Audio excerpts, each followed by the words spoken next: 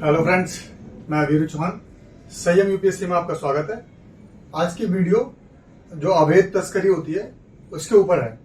तो हम देखते हैं कौन सी रिपोर्ट आई है और किस तरीके से तस्करी का पूरा जाल फैला हुआ है पूरे देश में, पूरे विश्व में। ठीक है, तो smuggling in India report 2021 to 2022 ये कौन इशू करता है, इसको पहले देख लेते हैं। पहले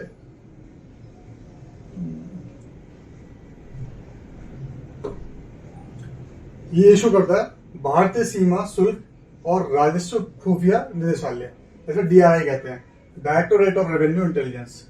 ये रेवेन्यू इंटेलिजेंस मतलब जो कर को इकट्ठा करता है वो वाला संस्था है।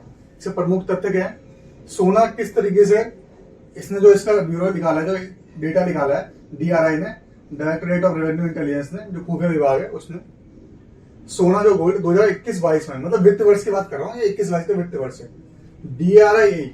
डीआरआई ने देश में अवैध रूप से लाए जा रहे 800 किलो सोना, लगभग 400 करोड़ का था इसकी कीमत, सोना कितना था 800 किलो की जब्ती करी है। ठीक, सोने की जब्ती करी 2021 और 22, 2020 और 21 और 21 और 22 सबसे ज्यादा मात्रा में म्यांमार से लाया गया था सोना, जो अवैध तस्करी बॉर्डर क्रॉस करके लाया था उसके तरीके से। फिर विदेशी मुद्रा के फॉरेन करेंसी की बात करते हैं। डीआरआई द्वारा 2021-22 में लगभग 1100 लाख मूल्य की अवैध विदेशी मुद्रा जब्त की गई है। सबसे ज्यादा मुद्रा जब्त की गई है कौन सी देश की थी? पहले अमेरिका की थी, जैसे डॉलर होता है वो, उसका यूएई की दिरहम थी, उसका सऊदी अरब की रियाल थी। ये तीनों सीक्वेंस है, डॉलर, फिर उसकी वो दिरहम, फिर उसकी वो रियाल। डीआरआई द्वारा 28,334 करोड़ मादक पदार्थ और 700 करोड़ से अधिक लागत के हाथी दांत, मतलब 700 करोड़ से अधिक लागत के हाथी दांत थे। हाथी दांत मतलब हाथी को मार कर उनके दांत निकालना, जिससे हाथी का ही वध किया जाता है, मारा जाता है। इससे जो वन विभाग है उससे बहुत परेशान था इस तस्करी से, और बहुत लोगों ने इससे पैसा तो ही कमाते हैं, पर देश की जो विविधता है जानवरों की उसको भी नष्ट करते हैं, और इससे हाथी की जनसंख्या में बहुत ज्यादा गिरावट आ रही थी। कई प्रोजेक्ट एलिफेंट लॉन्च किया गया था। ठीक है, अधिक दांत 2000 पॉइंट के लोग एम्ब्रिस अमेग्रिस ही तत्व होता है। 2247 भारतीय स्टार कछुआ, ये कछुए को भी जब्त कितने 2247 कछुए। ठीक, तस्करी के माध्यम क्या होते हैं, अब जैसे जैसे टेक्नोलॉजी बढ़ रही है तो उनके पास भी टेक्नोलॉजी आ रही है, तो वो भी उसकी अपनी चेंज कर रहे हैं तस्करी करने में। ठीक है, तो तस्करी के माध्यम क्या होते हैं, स्मगलिंग में कहते हैं तकनीकी और सूचना प्रौद्योगिकी, मतलब जैसे बढ़ रही है उस तरीके से नेट के द्वारा, साइबर वो डार्क नेट के द्वारा, ड्रोन और रिमोट कंट्रोल द्वारा, ड्रोन और रिमोट कंट्रोल से मतलब चीज ड्रोन के ऊपर लाद दी, इतना अफीम का पैकेट, वो वहां से वहां भेज दिया दूसरे देश में और पैसे आ गए। डार्क नेट और क्रिप्टो करेंसी द्वारा पेमेंट कर दी गई, वो पकड़ना जल्दी नहीं आती है। ई कॉमर्स प्लेटफॉर्म, जो ई कॉमर्स के प्लेटफॉर्म है उनके द्वारा ये अपने आप को उसमें रजिस्टर करा लेते हैं, फिर एक दूसरे को बेचते हैं सामान, और एक दोनों से बायर और सेलर का मीट हो जाता है, दोनों मिल जाते हैं उसमें। तस्करी या स्मगलिंग, मतलब दोनों का मतलब एक ही होता है, तस्करी या स्मगलिंग का। विश्व सीमा शुल्क संगठन द्वारा एक जो इंटरनेशनल बॉडी होती है उसने तस्करी की एक परिभाषा दी है। तो क्या परिभाषा है वो देखते हैं। किसने दी है? विश्व सीमा शुल्क संगठन किसी भी गुप्त तरीके से कस्टम सीमाओं से पार माल की आवाजाही से जुड़े सीमा शुल्क अपराध के रूप में परिभाषित किया। मतलब इसको कि आप किसी भी गुप्त तरीके से लेके आ रहे हो माल को और सीमा पार करा रहे हो किसी देश का, किसी राज्य का, तो और कर नहीं मिला सरकार का, तो आपकी वो तस्करी में आएगा। ठीक, भारत में तस्करी को सीमा शुल्क अधिनियम 1962 के तहत विनियमित किया। मतलब इंडिया में कौन से रेगुलेट करता है? भारत सीमा शुल्क अधिनियम 1962। सीमा शुल्क अधिनियम 62 के तहत निम्नलिखित परिस्थितियों में माल की जब्ती का प्रावधान है। मतलब इस नियम के तहत किन किन माल को जब्त किया जा सकता है वही बताया गया। तो अवैध रूप से या निर्धारित उचित प्रक्रिया का पालन किए बिना आयातित या निर्यात माल जो देश में छिपकर लाया जाए, कोई भी जो अवैध प्रक्रिया से लाया जाए या नियम के खिलाफ लाया जाए, छिपाकर देश में लाया जाए, सामान जो विभिन्न कानूनों के तहत प्रतिबंधित है, मतलब इन कानून के तहत प्रतिबंधित है, उसको लेके आना, वो भी तस्करी में आएगा। तस्करी किए गए माल को छुपाने के लिए प्रयुक्त माल, मतलब किसी भी चीज, जैसे कि मान लो एक अलमीरा है, उसमें तस्करी वाला माल छुपा देगा, तो अलमीरा को भी जब्त किया जाएगा और तस्करी के माल को भी जब्त किया जाएगा। या कोई ट्रक में छुपाया गया तो ट्रक भी जब्त कर लिया जाएगा, वो भी जब्त कर लिया जाएगा। अगर उस माल को ढोने के लिए कोई वाहन यूज किया गया तो वाहन भी जब्त किया जाएगा और माल भी जब्त किया जाएगा। ऐसे ही तस्करी के सामानों की ढुलाई के लिए उपयोग में किया जाने वाहन भी किया जाएगा जब्त। तस्करी माल की बिक्री आए, जो उस तस्करी को किए गए माल से जो पैसा आएगा वो भी जब्त कर लिया जाएगा। ठीक है, उसे भी जब्त कर सकते हैं कानून के तहत। उसके बाद जालसाजी या कूटकरण, जालसाजी यानी झूठे वादे करके फंसाना, वो होता है, ठीक है, इसे काउंटरफेट कहते हैं। भारतीय दंड संहिता की धारा 28 और धारा 28 के तहत किसी व्यक्ति को जालसाजी का आरोपी माना जाएगा यदि प्ररचना या छल मतलब प्ररचना या छल ठगना के उद्देश्य से किसी वस्तु को दूसरी वस्तु के सदृश, मतलब कोई वस्तु ए है, इसकी डुप्लीकेट बना के ए कोई दूसरी तरीके की उसको बेचना, इसे ए के नाम पे, कि इस डुप्लीकेट को इसके नाम पे बेचना, ठीक, कोशिश करता है, या वह संभावत जानता है कि सदृशता के कारण प्रवंचना का प्रयास किया जाएगा। मतलब इसके ऐसे दिखने के चक्कर में इस लोग इसको खरीदेंगे और इससे तस्करी फैलेगी और ये जालसाजी फैलेगी।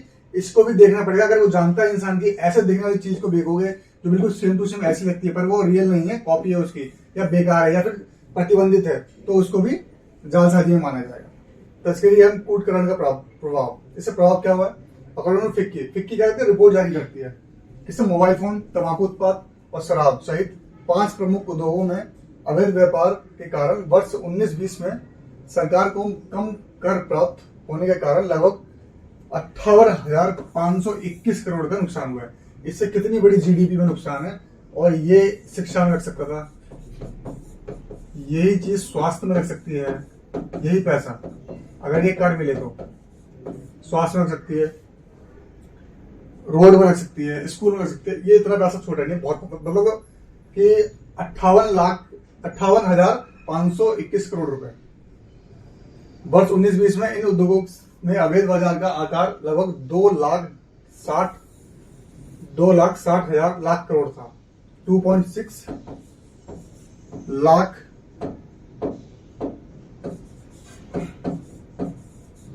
करोड़ था, लाख नहीं, लाख करोड़ था। 2.60 लाख करोड़ था। इतना ज्यादा अमाउंट ये जीडीपी के बहुत हिस्से को प्रभावित करता है।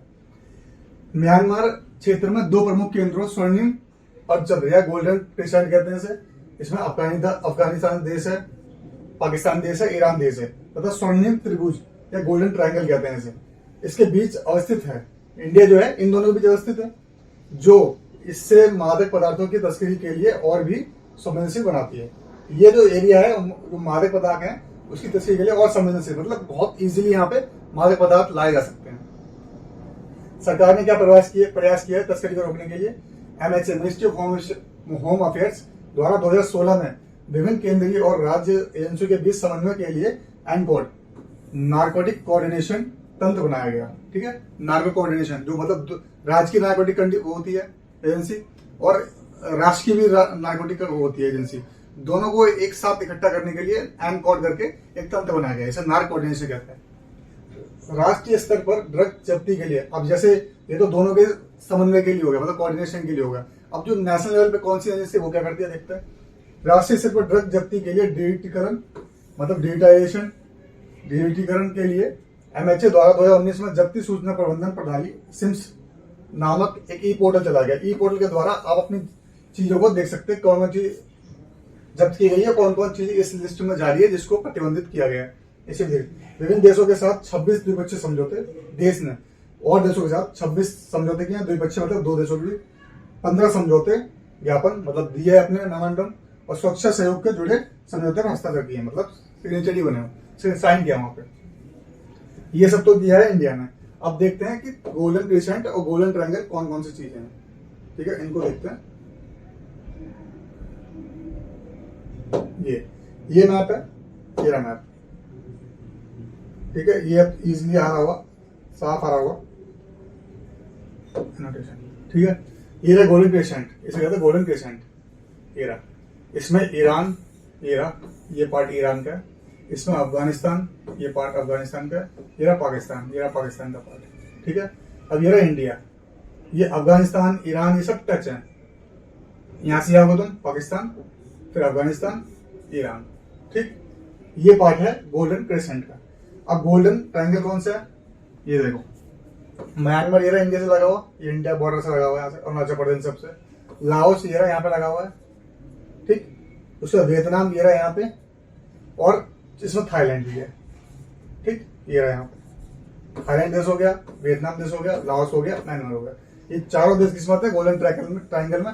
अगर तस्करी के 4 देश पूछे तो गोल्डन ट्रायंगल में आते हैं, तो ये रहे थाईलैंड, वियतनाम, लाओस, म्यांमार। और गोल्डन क्रेसेंट में आते हैं तस्करी के जो देश 3 गोल्डन क्रेसेंट, तो वो है ईरान, वो है अफगानिस्तान, वो है पाकिस्तान। और ये देश यहाँ से अटैक और ये देश यहाँ से, ये देश में बीच में इंडिया पड़ता है। इसलिए ऐसे बोलते हैं कि बहुत ही संवेदनशील एरिया है। अगर तस्करी की बात करी जाए तो हर जगह से तस्करी संभव हो जाती है यहाँ से। ये सी रूट हो गया, यहाँ से वियतनाम वाले सी रूट से कर सकते हैं, म्यांमार वाले बॉर्डर से कर सकते हैं, लाओस वाले भी कर सकते हैं। और ये तो पूरा बॉर्डर लगा हुआ है इनका, इराक से अफगानिस्तान, अफगानिस्तान से पाकिस्तान, ऐसे ही है। ठीक है, पाकिस्तान तो यहाँ से भी है। तो इस तस्करी के इतने सारे देश हैं जिन्होंने एक तरफ से घेर रखा है। इसका देश को, हमारे देश को एक तरफ बिंदु ना रखा। पाकिस्तान की तरफ से आता है, पंजाब जो हमारा देश वो लगा पड़ा पाकिस्तान से, वहां से भी तस्करी हो जाती है, राजस्थान से हो जाती है, फिर सीमा यहाँ से जलमार्ग से भी हो जाती है। तो सबसे बड़ी दिक्कत ये तस्करी के, हमारा जो एरिया है वो बहुत मतलब कहते हैं कि संवेदनशील एरिया है तस्करी होने के लिए। इसलिए अब सरकार को और सुरक्षा बढ़ानी पड़ेगी बॉर्डर पे, और अपने जो नियम कानून है उनमें तेजी आनी पड़ेगी, तकनीकी सक्षम बनाना पड़ेगा। जो बॉर्डर पे सिक्योरिटी करते हैं लोग, कस्टम के लोगों को और ज्यादा टेक्नोलॉजी फ्रेंडली बनाना पड़ेगा। ठीक है, तो आज की वीडियो को हम यहीं समाप्त करते हैं, मिलते हैं अगली वीडियो में। तब तक ये स्वस्थ रहिए, खुश रहिए। जय हिंद, जय भारत।